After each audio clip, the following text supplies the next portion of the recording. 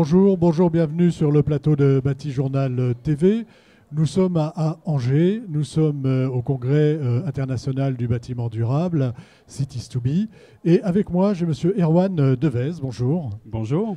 Vous êtes consultant en neuromanagement, vous êtes aussi auteur. Et avec vous, on va s'intéresser au changement, parce qu'il semblerait que dans le bâtiment, nous devions un peu changer nos habitudes. Donc on va s'intéresser au changement. Alors expliquez-nous pourquoi il faut s'intéresser au changement et en quoi ça peut parfois être difficile.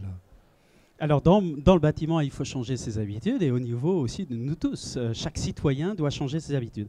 Mais pour le cerveau... Ça, quand on parle de changement, hein, on va dire c'est pour évidemment répondre aux enjeux climatiques et de transition écologique qui semblent aujourd'hui urgentes. Oui, exactement. Et on est toujours un petit peu surpris en fait entre le niveau de conscience, ce que l'on sait, et notre engagement comportemental, ce que l'on fait.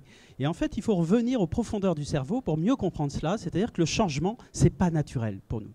On a une certaine aversion naturelle au changement. En gros, je sais, mais je ne fais pas grand-chose pour changer parce que naturellement, je n'ai pas envie de changer. Oui, on a 3 freins principaux. Le premier, c'est le poids de la routine. Le cerveau n'est jamais aussi à l'aise que dans ce qu'il fait régulièrement, partisan un peu du moindre effort. Voilà, c'est pratique. C'est pratique, c'est réconfortant, c'est rassurant, on n'a pas besoin de se réinventer, on fait ce qu'on sait. Donc moi j'ai toujours fait comme ça, il n'y a pas de raison que je fasse autrement. Exactement. Et ça on l'entend sur les chantiers. Hein. Oh, on l'entend partout. On l'entend partout, mais on l'entend sur les chantiers. Absolument. Donc, ça c'est la première chose, la routine. La routine. Le deuxième point, c'est la peur.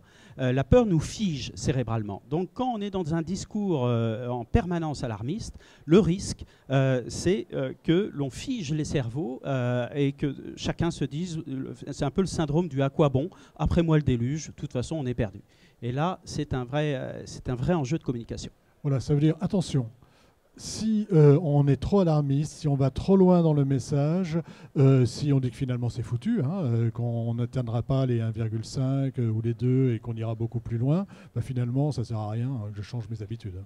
Oui, et puis il y a aussi le danger inverse, c'est-à-dire que du côté des climato-sceptiques, par exemple, le réflexe évidemment de chacun, c'est de se dire bon, c'est pas si grave.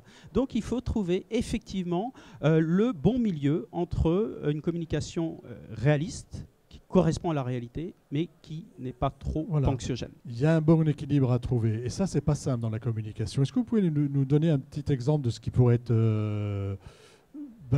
comment faire pour ne pas être alarmiste et en même temps trouver l'équilibre? Alors en fait, ça pose la question de finalement comment le cerveau peut se mettre en ordre de marche. Et le cerveau, il n'est jamais aussi heureux et épanoui que quand il est dans l'action. Donc si on veut peser sur les événements et arrêter de subir, il faut se mettre dans l'action. Et pas n'importe comment dans l'action. La première chose, c'est cet engagement actif, il doit être réaliste. Il faut des objectifs qui soient précis, atteignables. Une fois qu'on les a atteints, on célèbre et on les révise à la hausse. Le cerveau fonctionne comme ça. Si vous donnez des objectifs qui sont trop éloignés de votre propre possibilité, là, vous perdez les gens.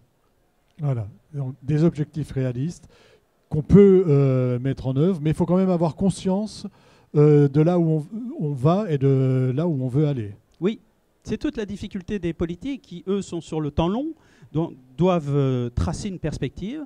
Donc il faut à la fois cette perspective et il faut se nourrir au quotidien de petits faits et gestes qui vont aller dans la bonne direction. Voilà.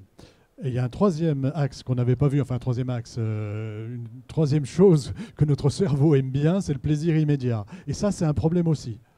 Oui, c'est un problème parce qu'effectivement, on peut... Alors là, c'est de la neurobiologie, c'est des shoots de dopamine à chaque fois qu'on achète le dernier iPhone ou la dernière voiture, etc. Bon, ça peut nous faire du bien, mais c'est très transitoire, c'est très fugace. On ne construit rien de très sérieux dans son cerveau et surtout, on ne devient pas heureux par la consommation. Voilà, ça aussi, ça peut changer mes habitudes. Enfin, ça peut être un frein au changement de mes habitudes. Oui, absolument, c'est un frein. Donc ça ne veut pas dire renoncer à ces petits plaisirs au quotidien, mais ça veut dire les agrémenter aussi de perspectives plus lointaines. Finalement, c'est quoi ? C'est pourquoi je me lève le matin.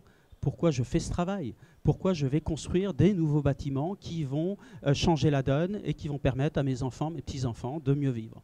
Voilà. Par exemple, l'idée de se dire je vais construire un bâtiment qui sera plus vertueux au plan environnemental, ça fait partie de vraiment l'objectif à court terme, hein, puisque c'est pas si long de construire un bâtiment, mais en sachant que je peux l'inscrire dans quelque chose de plus long qu'est la transition énergétique.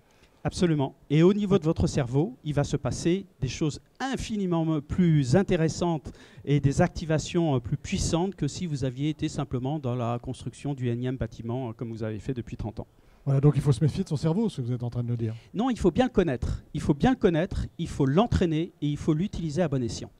Alors, on arrive au terme de notre petit échange. Si vous aviez un message à délivrer aux congressistes ici, hein, qui s'intéressent tous à la même chose, qui veulent tous aller dans le même sens, qui est un bâtiment responsable et vertueux, ce serait quoi?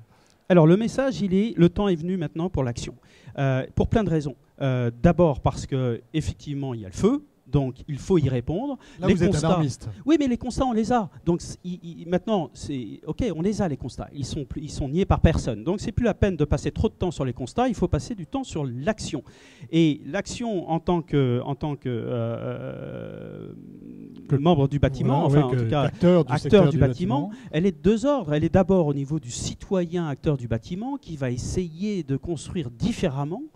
Et puis, elle est aussi d'ordre économique. Vous croyez que les nouvelles générations vont accepter d'aller loger dans des bâtiments qui sont non éco-responsables? Donc, l'acteur du bâtiment, de toute façon, par la force des choses, il va aller vers cette nouvelle forme, nouvelle voie.